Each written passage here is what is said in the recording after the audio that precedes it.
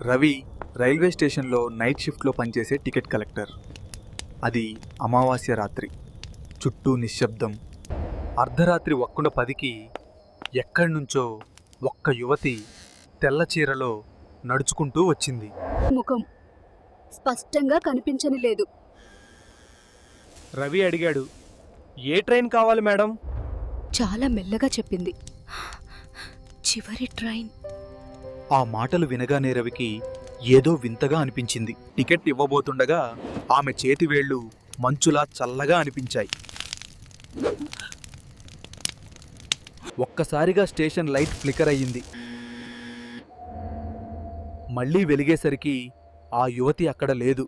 భయంతో రవి సీనియర్ని అడిగాడు. అతను నెమ్మదిగా చెప్పాడు, 5 ఏళ్ల క్రితం ముందు అదే రాత్రి అదే సమయానికి ఒక యువతి ట్రైన్ కింద పడి చనిపోయింది. ఆమె టికెట్ తీసుకోలేకపోయింది.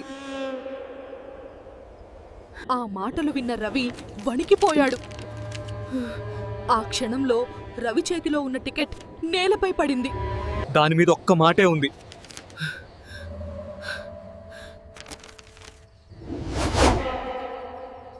ఇప్పుడు ప్రశ్న ఇదే: ఆమె నిజంగా ట్రైన్ కోసం వచ్చిందా, లేదా ఇంకా వెళ్ళలేని ఒక ఆత్మనా?